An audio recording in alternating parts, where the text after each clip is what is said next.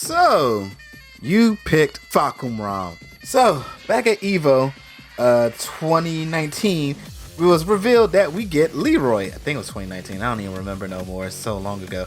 But yeah, everybody was hyped. And then we saw that Tekken War Tour Finals was going to be at Bangkok. So everybody was like, yes, Bangkok, home of Muay Thai. Bruce is coming back. Hey, we get a stronger version of Josie. Not as fast, but, you know, better punch to her. But then we get the trailer and we get this Goliath. To some people was, oh, cool, we still got Muay Thai. Cool. Then they got their hands on him and it was like, oh, yeah, I love this character. But then you play against them and you like, fuck this character, I want Bruce.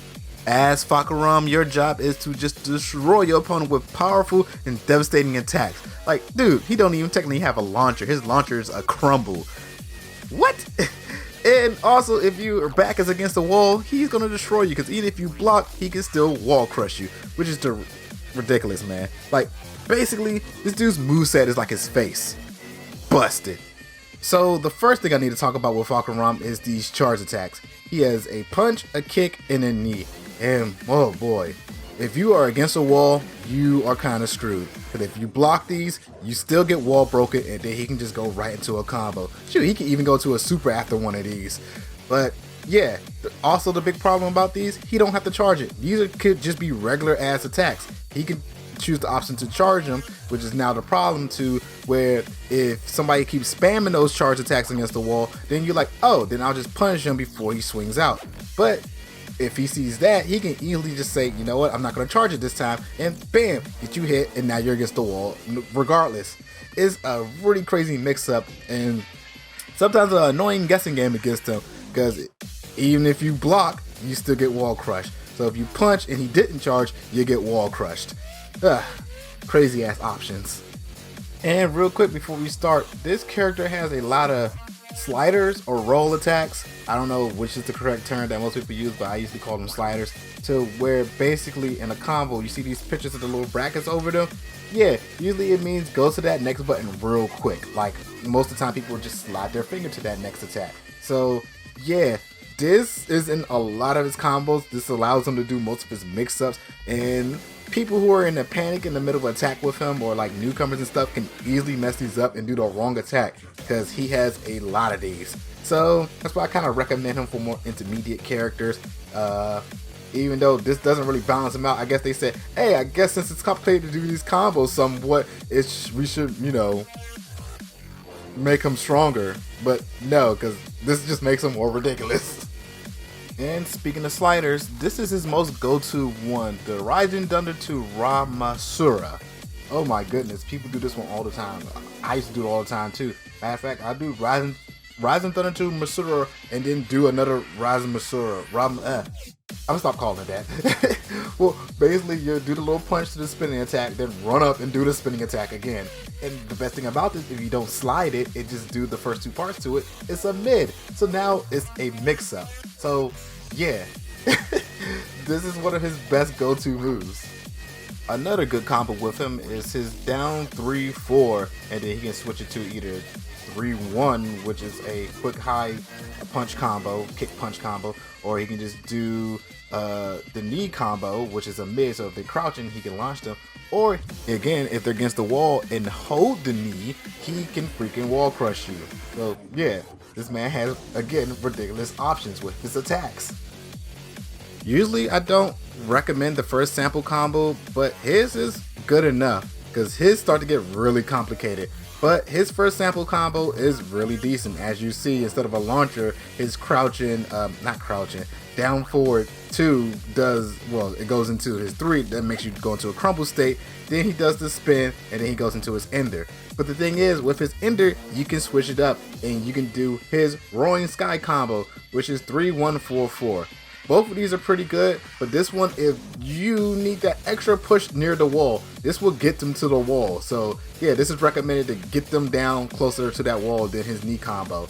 But the knee combo, if they do hit the wall, then you do that knee combo, the back forward 3-2, because for some reason they do the same amount of damage, but on the wall that knee combo does more damage. So if you get them against the wall, bam, do that. Also, yeah, almost in all situations, those are your two enders to go to. His forward 1 and 2 at the same time that cause that wall bounce, just go right into one of those enders. Or yeah, basically push him against the wall and do that crap again. His rising knee launcher, anything that puts them against the wall, those are your two enders. The knee combo and the Roaring Sky combination. Those are your go-to enders. So now let's talk rage drive. And oh my goodness, this man's rage drive hurts. And it comes out extremely fast. Like somebody try to run up on you, bam, just super tiger knee, then ride them like a freaking surfboard. Then he has another rage drive where it's a mix-up. You know how he does all those sliders? Now you can just end up going into a rage drive if you mash too quick, because 2 buttons and bam, rage drive. So yeah, this man has a mix-up. Matter of fact, if you do it the other way, instead of 3, then 3 and 4, if you do 4, 3 and 4, this man switches up again. So this man has 3 rage drives, one that's a super damage and one that does mix-up. So yeah, you gotta watch out for this man's rage drives. And oh yeah, those mix-ups do a crumble, so now he can go into combos afterwards. He can go into those enders that I was talking about before. Fahkumram is a monster. This dude is unbelievably strong and has so many great options. Only problem is for beginners and some intermediates, you're not going to be able to bring out some of his full potential with those sliders. You may mess up, double tap the wrong button, or do the wrong ender that you don't want to do. But for pros, it's going to be easy to do what you want to do with this man. And damn near all his combos have an ending option to either do a mid, low, or high, so he can just keep your opponent guessing. And then of course, if they're against the wall, they're going to get destroyed with a charge attack, or don't charge attack to keep them guessing. So this dude is extremely fun to play with, but extremely annoying to play against. Like, oh my goodness, it's one of those guilty pleasure things. Like, yes, it's fun to play him, but you don't want to deal with that shit yourself. Like, this is kind of one of the reasons why I don't really use him that much, because I don't like dealing with him. And so yeah, all in all, you would never be Falcon wrong to pick this character if you want to win. And that is it for November. Even though technically we're halfway through December. Oh my goodness, I had so much stuff to do. But for the people who requested some characters in November, I'm sorry, I may come back around to them later, but I'm trying to hurry up and get all my December characters done. So yeah, and also a lot of people bring up some stuff that I'm missing this, or you should have brung up that. You gotta remember, this show is for beginners and intermediates. I'm not gonna show them like the most craziest of combos and then they not know how to do it. This is just like a show that ease them into the character, to just know their pros and cons, what's some of their fundamentals, and stuff like that. If they want to learn more, of course there's more videos out there that shows like straight combos, like True Underdog. I try to show like what's their best go-to move, their bread and butter, where's their positioning and stuff like that. I'm not trying to show you like the most high damaging combo. I'm just showing you how to get a good feel for the character. Remember, this is for beginners and intermediates. But don't worry, now that it's December, I'm doing main characters, and I know these characters, because most of these characters I barely even play. I'm getting a feel for the character myself, which also helps the video, so if I get a feel for the character, I can help you get a feel for the character. But again, now it's December, main characters, y'all about to get some in-depth details, because I know these characters like the back of my hand. The fuck, is that a mole?